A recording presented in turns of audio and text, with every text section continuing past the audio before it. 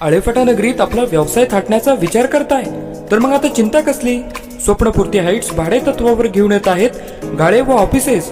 5 मजली इमारत, प्रत्येक मजल्यावर 1000 चौरस फूट व 823 कार्पेटचे बांधकाम क्षेत्र, प्रत्येक मजल्यावर स्वतंत्र शौचालय, दुसऱ्या मजल्यापासून अत्याधुनिक लिफ्ट सुविधा, नगर कल्याण व पुणे नाशिक महामार्गाची कनेक्टिव्हिटी, प्राईम लोकेशन।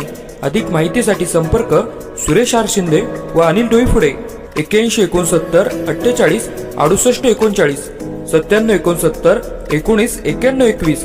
तर मग विचार कसला करताय, आजच स्वप्नपूर्ती हाईट्स मध्ये आपल्या व्यवसायाची जागा निश्चित करा। 4 दिवसापासून उपोषण करताय। आज जुन्नरला तुम्ही आंदोलन केलेलं आहे, आता तुमचं उपोषण संपलं का पुन्हा सुरू राहणार?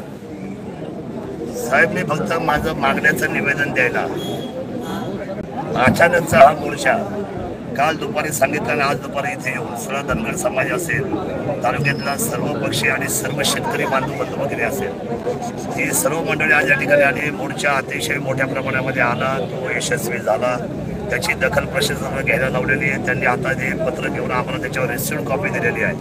मी आपल्याला प्रामाणिकपणे सांगतो, ज्या मागण्या आहेत त्या मंजूर केल्याशिवाय आम्ही मंडळी कुठल्याही पद्धतीचं असलेलं आमरण उपोषण म्हटलेलं मी, जर ते कोणत्याही परिस्थितीत आपलं मागण्यांचं कोणतंही निवेदन जे आजपर्यंत शासनाने केलेलं आहे ते पूर्णत्वाला झाल्याशिवाय, म्हणजे या अधिकाराचं निलंबन झाल्याशिवाय आणि बाकीच्या सगळ्या ठोस असलेल्या आमच्या भयभीत वातावरणाला उत्तर आल्याशिवाय आणि शेतकऱ्यावरचे खोटे गुन्हे जोपर्यंत माफ केले जात नाही, मागे घेतले जात नाही, तोपर्यंत हे तीव्र आंदोलन न खाता पिता म्हणजे पाणी पिणार।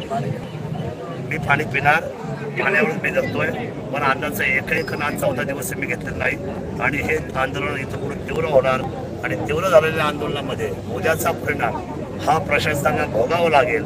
माझी विनंती आहे राज्याच्या मुख्यमंत्र्यांना, माझी विनंती आहे राज्याच्या पालकमंत्र्यांना, आमच्या पुणे जिल्ह्याच्या अजितदादांना आणि देवेंद्र फडणवीस साहेबांना, फॉरेस्ट खात्याचे सुधीर मुनगंटीवार साहेबांना, आपण ताबडतोबीने तुमच्या 4ही माणसांच्या खाली आला तर आम्हाला आनंदच होईल, पण किमान एक महत्त्वाचा जरी माणूस खाली आला आणि बैठक आमच्याबरोबर घेऊन जर या बाबतीतला जर आपण निर्णय केला, कारण आता प्रशासन मुजोड झालंय, कोणी कुणाचा वाली राहिला नाही, एकत्र येऊन खोटे गुन्हे दाखल करायला लागलेत, लोकांना हे खोटे लोकशाहीमध्ये खोटे ठरवायला लागलेत आणि ही चिंतेची बाब आहे।